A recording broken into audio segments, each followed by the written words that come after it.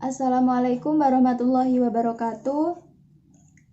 Saya Faikotur Rohmah, NIM T 2017-1284. Nah, di sini saya akan menjelaskan tentang tugas penelitian yang berjudul Pengaruh Pembelajaran Online terhadap Prestasi Belajar Siswa pada mata pelajaran akidah akhlak yang ditinjau dari kemampuan awal siswa di kelas 7 SMP Islam Mayangan. Nah, sebelumnya saya berterima kasih kepada dosen pembimbing saya, yaitu Bapak Hartono. Nah, langsung saja, apa sih yang melatar belakangi judul tersebut?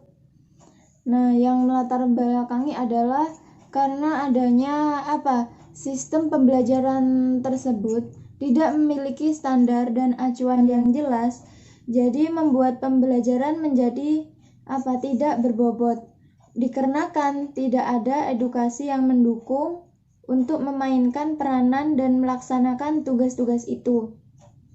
Nah, maka dari itu seorang guru diharapkan memiliki kemampuan profesional yang tinggi.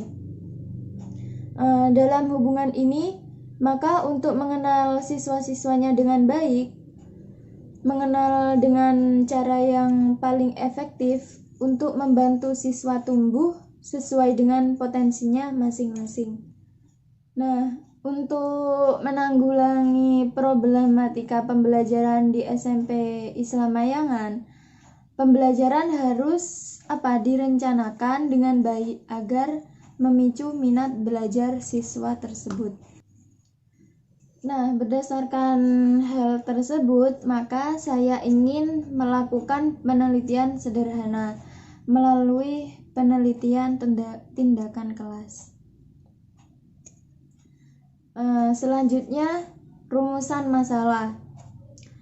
Dapat dirumuskan bahwasannya terdapat beberapa masalah yang saya hadapi ketika melakukan penelitian tersebut karena adanya COVID-19 ini, yaitu perbedaan pengaruh antara penggunaan pembelajaran online dan media LKS terhadap prestasi belajar siswa dan perbedaan pengaruh antara kemampuan awal tinggi dan kemampuan awal rendah terhadap prestasi belajar siswa kelas 7 SMP Islam Mayangan. Kemudian selanjutnya adalah kajian teori. Yang pertama, dalam keseluruhan proses pendidikan di sekolah, pembelajaran merupakan aktivitas yang utama. Secara umum, pembelajaran merupakan suatu proses perubahan, yaitu perubahan dalam perilaku sebagai hasil interaksi antara dirinya dengan lingkungan dalam memenuhi kebutuhan hidupnya. Materi yang kedua, kemampuan awal. Nah, kemampuan awal atau entry behavior adalah pengetahuan keterampilan yang sudah dikuasai sebelumnya oleh siswa, sehingga siswa tersebut itu dapat mengikuti pembelajaran yang baru untuk mencapai tujuan yang diinginkan. Kemudian yang nomor 3, media. Media itu sendiri adalah segala sesuatu yang dapat digunakan untuk menyalurkan pesan dari pengirim ke penerima, sehingga sehingga dapat merangsang pikiran, perasaan, dan perhatian.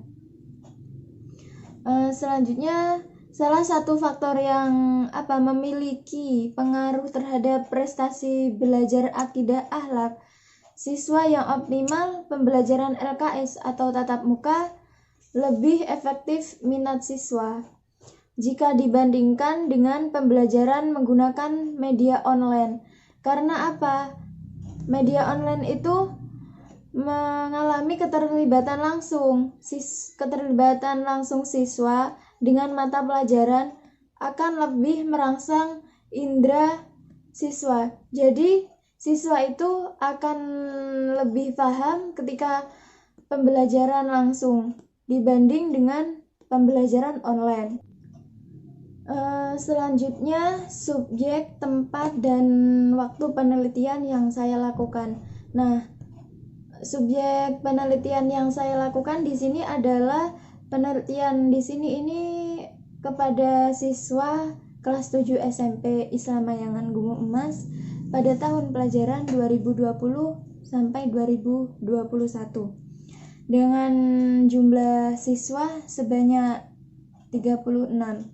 Nah, 36 ini terdiri dari 17 siswa laki-laki dan 19 perempuan. Yang kedua, tempat yang saya teliti di sini adalah di SMP Islam Mayangan itu ya. Kondisi tersebut itu sesuai dengan kebutuhan untuk pengambilan sampel dan pemberian perlakuan penelitian tersebut. Waktu penelitian yang saya teliti ini adalah ketika semester ganjil. Selanjutnya, instrumen pengumpulan data. Nah, di sini dalam instrumen pengumpulan data saya menggunakan wawancara, tes, dan observasi. Selanjutnya, hasil penelitian yang saya lakukan ini terdapat siklus 1, yaitu yang pertama perencanaan, yang kedua pelaksanaan tindakan, yang ketiga observasi, yang terakhir refleksi. Nah, dalam observasi saya ini terdapat ini tabel di atas ya. Pertama, pada kategori aktif sekali ada 7 siswa atau 23%. Itu ya, 7 siswa atau 23%. Yang kedua, pada kategori aktif ada 10 siswa atau 30%. Yang ketiga, pada kategori cukup aktif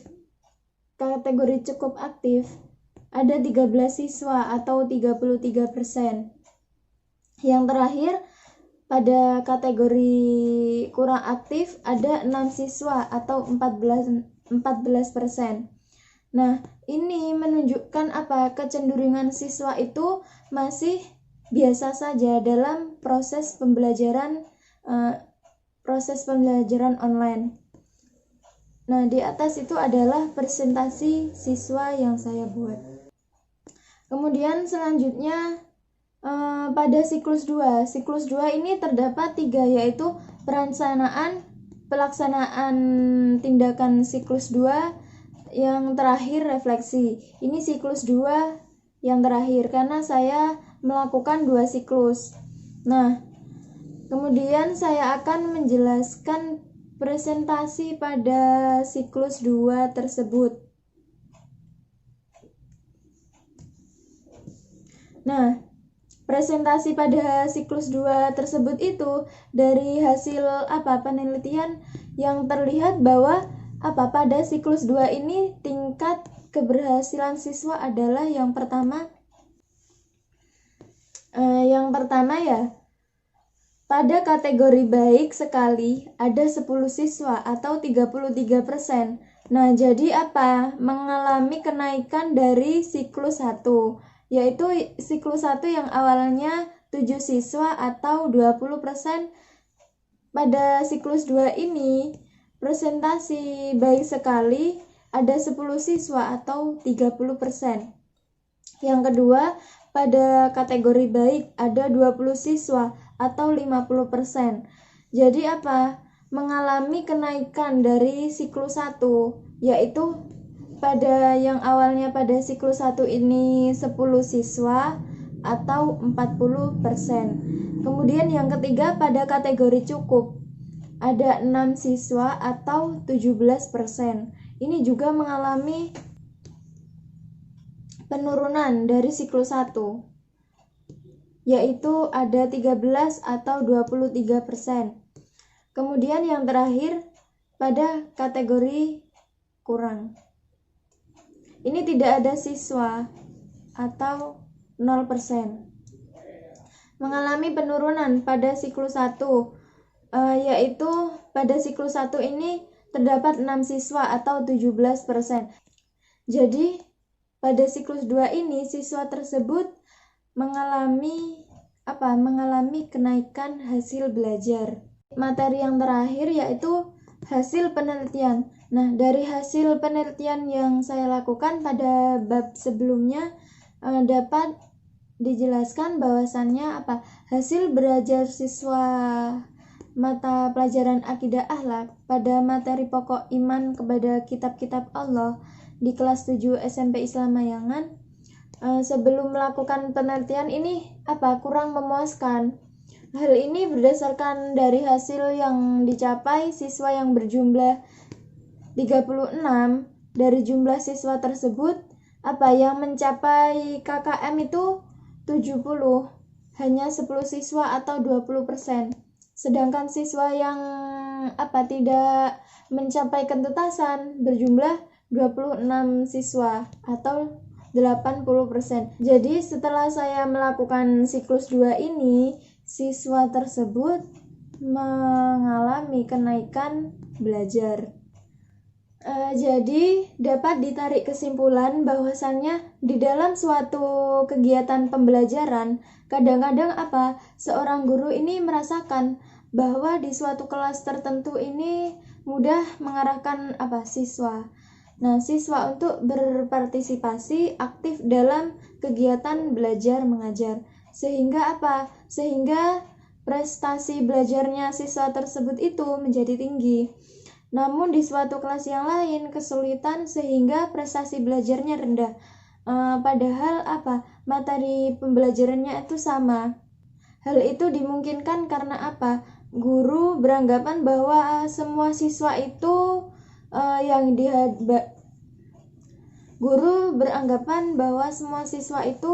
yang dihadapi adalah sama kemauannya, sama tingkat berpikirnya, sama kemampuan dan keterampilannya, seperti itu ya.